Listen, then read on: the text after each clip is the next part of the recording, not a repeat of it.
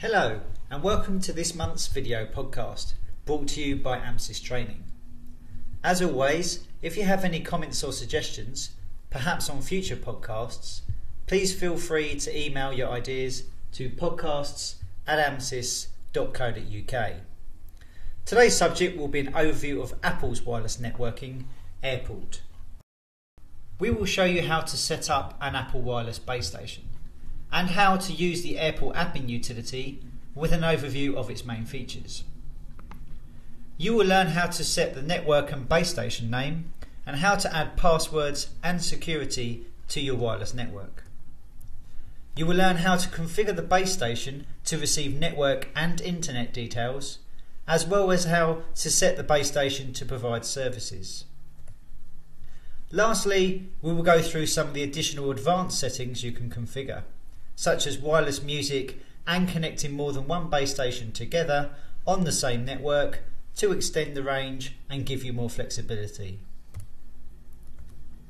We will also show you how clients can find and access configured base stations and how to connect to the wireless network. So let's first make sure we have everything we need to set up a simple wireless network.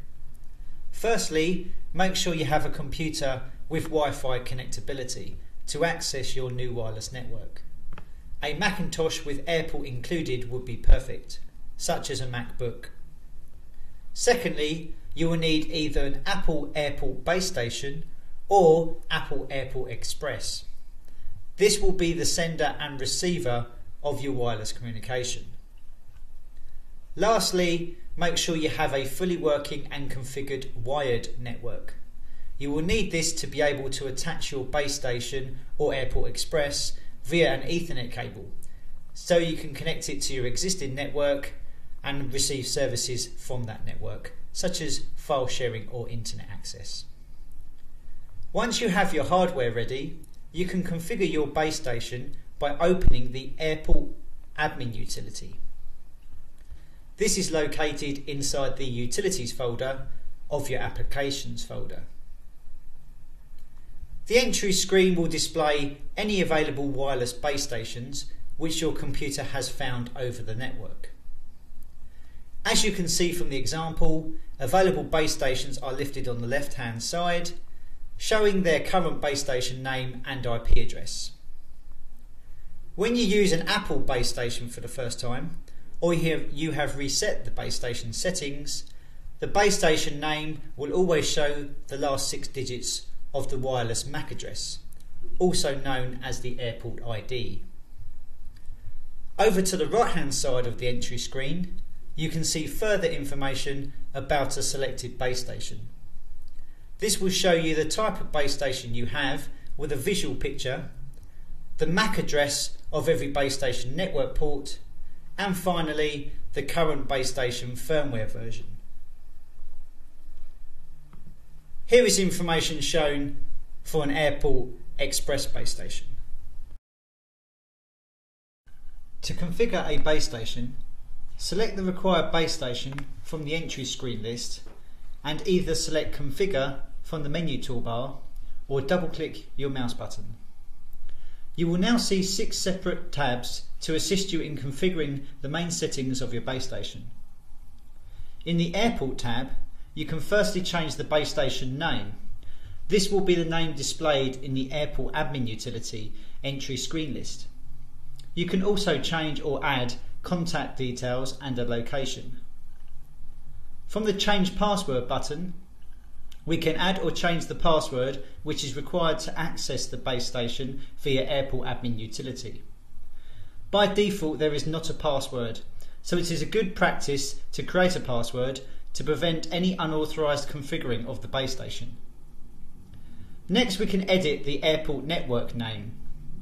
This will be the name displayed in the Airport menu bar when clients wish to connect to the base station. Ticking the Create a Closed Network option will prevent the network name from appearing in the Airport menu bar. This adds additional security to your base station, as only clients that know the exact network name can join your network. Selecting the Change Wireless Security button will allow you to add a password which clients will be required to enter when they attempt to join a network. Always remember to select the Update button at the bottom right of the utility window to send your changes to the base station. An updated base station, you can see that the base station name has changed. The next 4 tabs, Internet, Network, Port Mapping and Access Control, involve additional features you can configure to set up network, internet and security options. For now, we are going to look at the Wireless Distribution System WDS feature, where you can set up 2 to 5 base stations as a unified network that shares one internet connection. Select the WDS tab and click the Enable this base station as a WDS. At the bottom of the WDS screen, you can check whether you wish to set up your base station as a main, remote or relay base station. Your main base station will be the base station that is physically wired to your network or internet connection. If you already have a remote base station set up on your network, click the plus button to scan for these. Once you have decided how you wish to use your base station, simply select the WDS base station option from the pull-down menu. If you select to configure the base station as a remote base station, you will be asked to select the WDS main base station, since a remote base station shares the main base station's internet connection. If you select to configure the base station as a relay, you will be asked to select the main WDS base station as well as the WDS remote base stations, since a relay is primarily used to extend a wireless connection or relay the information from a remote to a main base station if the remote and main base stations are not within range of each other. Again, remember to select the Update button at the bottom right of the utility window to send your changes to the base station. Here we have an example of a WDS network.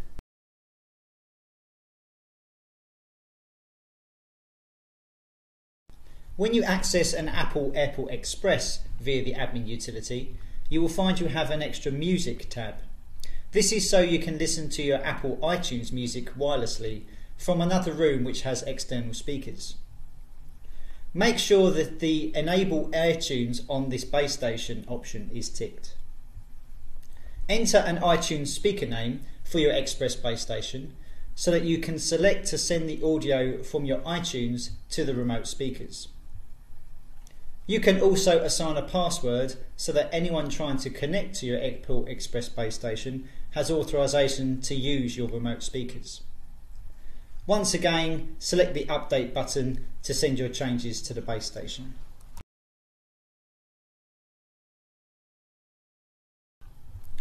Once your Express base station is configured with external speakers connected to it, open iTunes on the Macintosh which has the music you wish to listen to. You will now find an additional pull-down menu at the bottom right-hand side of your iTunes music library.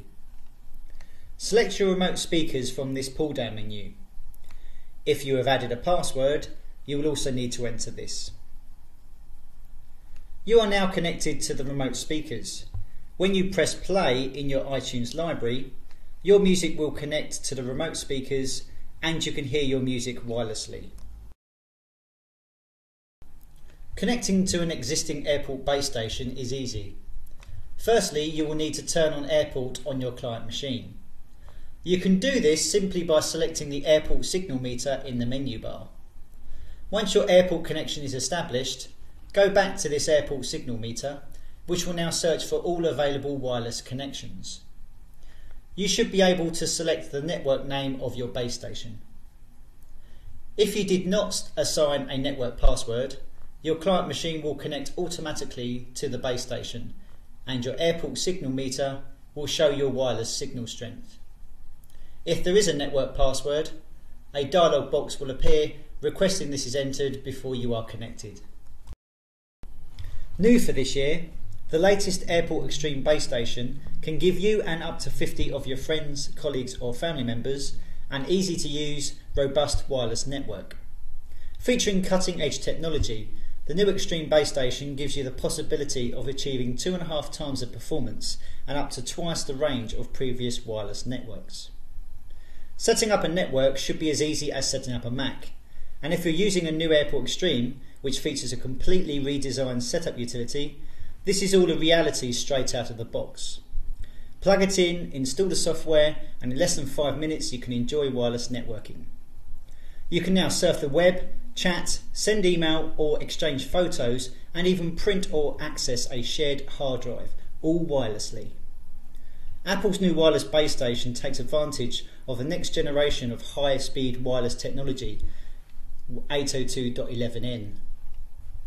Airport Extreme is also Wi-Fi certified to work with the 802.11a, 802.11b and 802.11g wireless standards. This means that the systems you're already using will work seamlessly with this new base station. We hope you enjoyed this month's podcast and are raring to go with wireless networking. If you would like to watch any of our other podcasts or wish to learn more about OS X, then please visit www.amsys.co.uk/training. In partnership with Apple, we offer a number of training courses covering a wide range of areas in greater detail.